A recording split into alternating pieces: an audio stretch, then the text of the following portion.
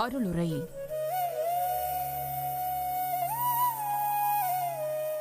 ஒரு பக்தன் தன் வாழ்நாளிலேயே கடவுளை பார்க்கவும் அவரை உணர்ந்து பிறவாமை பேரை பெற வளர்த்து கொள்ள சாய்பாபா உணர்த்தும் தகுதிகள் என்னவென்று பார்க்கலாம்.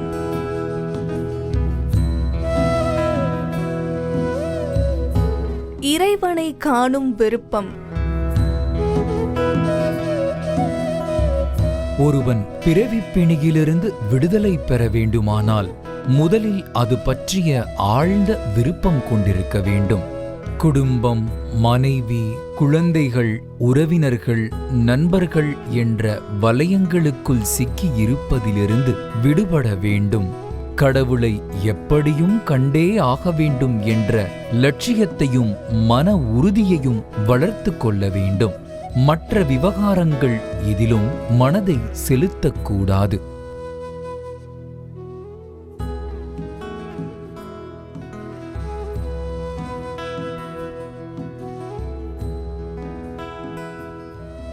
விரக்தி.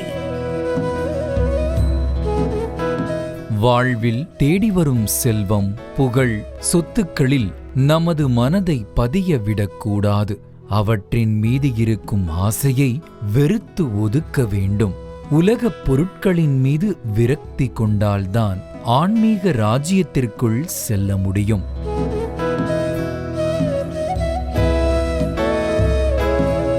உள்முகமாக பார்த்தல். பொதுவாக மனிதர்கள் தன்னைச் சுற்றி வெளியில் நடப்பதை மட்டுமே பார்க்கிறார்கள். அவர்கள் மனம் அதில்தான் லயிக்கிறது. இதை மனிதர்கள் கைவிட வேண்டும். அதற்கு பதில் ஒவ்வொருவரும் தம்மை தாமே உள்முகமாக பார்க்க வேண்டும். அதாவது தியானம் போன்றவற்றை செய்து ஆத்மாவை உணர வேண்டும். ஆத்மாவை பார்த்து தெளிவு பெற வேண்டும்.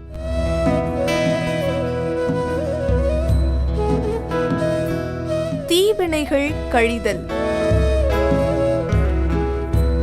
ஒருவன் கடவுளை காண வேண்டுமானால் அல்லது முக்தி பேறு பெற வேண்டுமானால் தவறுகள் செய்வதை கைவிட வேண்டும்.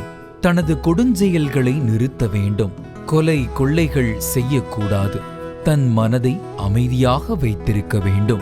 அதை விடுத்து தத்துவம் மட்டுமே பேசிக் கொண்டிருந்தால் ஆத்ம ஞானத்தை ஒருபோதும் பெற்றுவிட முடியாது.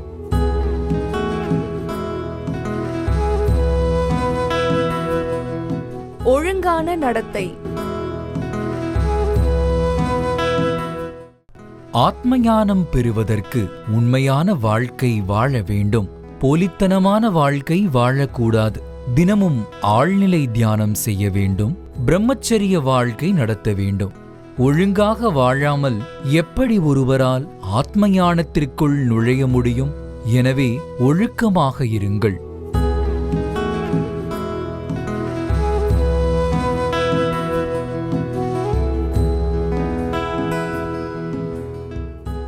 ஆன்மீக பக்தர்களே, சாய்பாபா உணர்த்தும் தகுதிகளை நாமும் பின்பற்றி வாழ்நாளிலேயே இறைவனை கண்டு உணர்ந்து அனுபவித்து மகிழ்வோம்.